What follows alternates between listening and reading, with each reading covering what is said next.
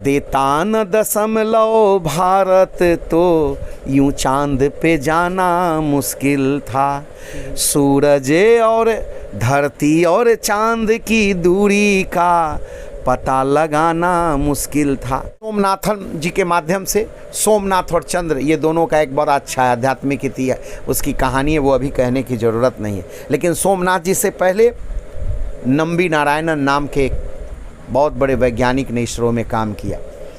जब वो सफल होने लगे, वो भी एयर स्पेस में काम कर रहे थे, जब वो धीरे धीरे सफल होने लगे तो देश का जो बाहरी दुश्मन है उसने इसके खिलाफ षड्यंत्र रचा और उन षड्यंत्रकारियों ने एक महिला को, विदेशी मुस्लिम महिला को केरला में भेज करके और उसके द्वारा षड्यंत्र करके नंबी नारायणन के ऊपर आरोप प्रत्यारोप हुआ कि ये अपना ज्ञान जासूसों के माध्यम से बेच रहा है, जबकि ये सच्चाई नहीं थी।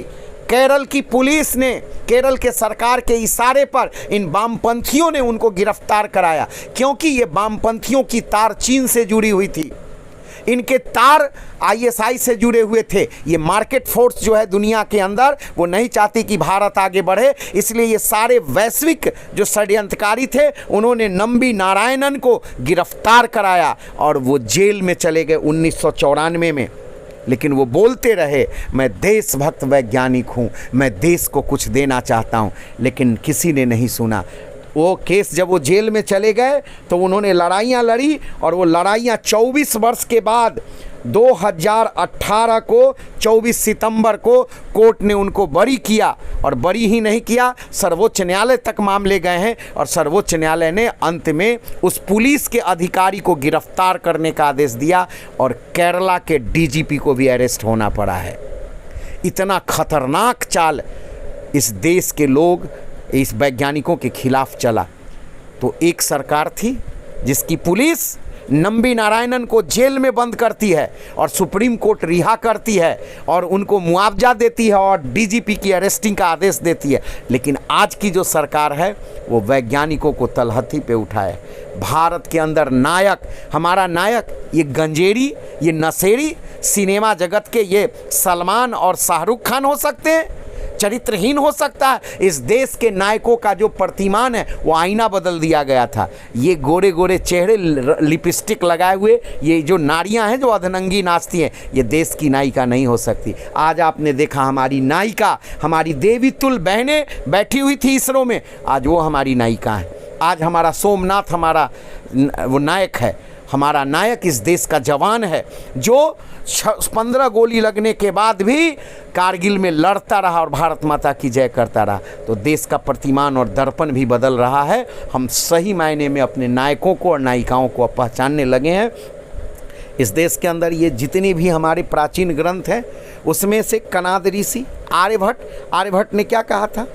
ये सूर्य सौर मंडल के केंद्र में है, संसार नहीं मानती है। अरे ये बाइबिल और कुरान, ये जिनका ग्रंथ है, इनका दर्शन क्या है? पृथ्वी चिपटी है।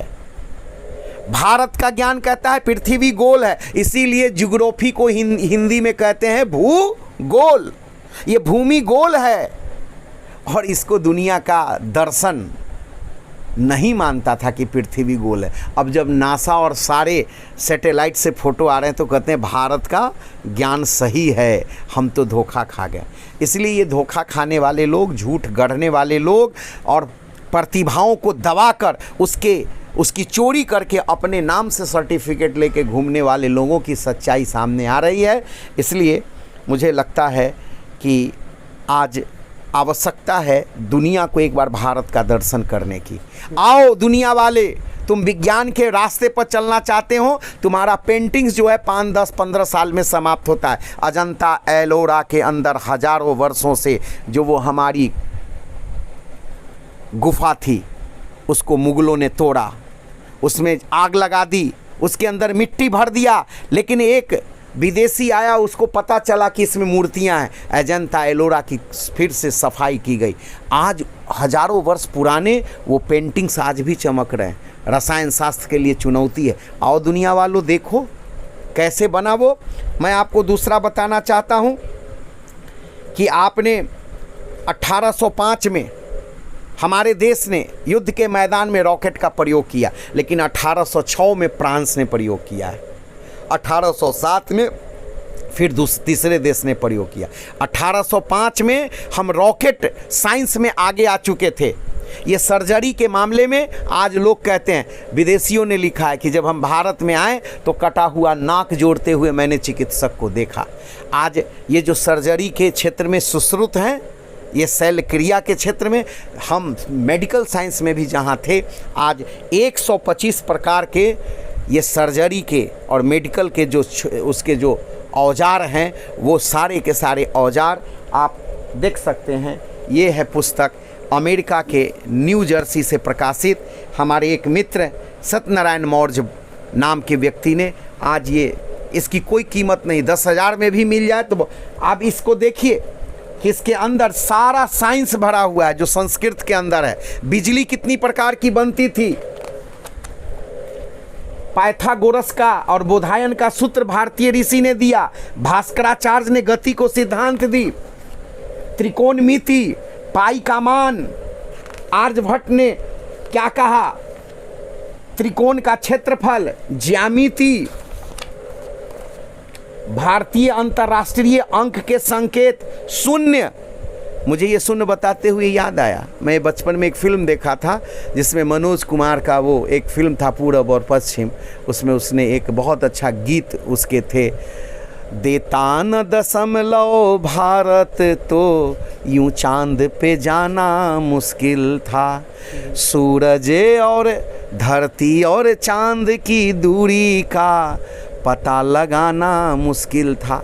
ये जीरो, ये शून्य का आविष्कार भारत ने किया। और हमारी जो गणना है, और इसीलिए हम कहते हैं कि चंदा मेरी मामा है और पृथ्वी मेरी माता है, और ये दोनों भाई बहन हैं।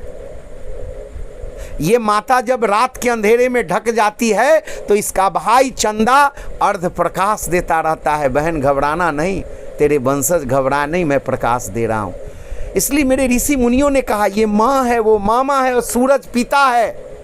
हमने प्रकृति से नाता जोड़ा, हमने जीव जंतु से नाता जोड़ा, बंदर मामा, हमने गाय को माता कहा, हमने एक एक पशु, सर्प को नाग देवता कहा, क्योंकि प्रकृति के अंदर ये सारे के सारे ब्रह्मांड से लेके जीव जंतु तक हम एक रस हैं, हम सब परमपिता परमात्मा के बनाए हुए हैं। इसलिए हमने किसी का पोषण किया है, शोषण नहीं किया है। हमारे यहाँ हत्या करके मांस खाने की नहीं, हमें उसका दोहन करके दूध पीने वाले हम संस्कृति के लोग रहे। तो मैं आपको बता रहा था कि इसके माध्यम से काल सूचक पंचांग, भारत की ज्योतिष परंपरा, आज एक गांव में बैठा हुआ विद्वान, चाहे आप उसको पंडित जी कहिए या विद्वान जी कहिए, हर जाति के लोग पंचांग निकालते हैं। और कोई कहता है कि महाराज आप मुझे ये बताइए कि अगले साल कितने बजे किस दिन को सूर्य ग्रहण लगेगा, चंद्र ग्रहण लगेगा। आश्चर्य लगता है। ये नासा भी पता लगाने में अभी तक विफल है कि सूर्य ग्रहण, चंद्र ग्रहण कब कितने बजे लगेंगे। लेकिन भारत का एक अनपढ़ विद्वान भी, विद्वता का मतलब ये नहीं है कि कोई डिग्री ले लें, विद्वता का मतलब ये है कि प्रकृति और संस्कृति को समझें। कबीरदास पढ़े नहीं थे, मीराबाई पढ़ी नहीं थी, लेकिन कबीरदास के एक दोहे पर आज PhD और डिलीट हो रही है। तो विद्वता का मतलब किसी डिग्री से नहीं है, ज्ञान से है। और इसलिए भारत के अंदर लोगों ने अपनी ज्ञान के आधार पर कहा था, इस गणना के आधार पर कहा था कि मंगल पृथ्वी का पुत्र है। और पंडित जी पूजा कराते थे तो कहते थे कि पृथ्वी का पुत्र मंगल है।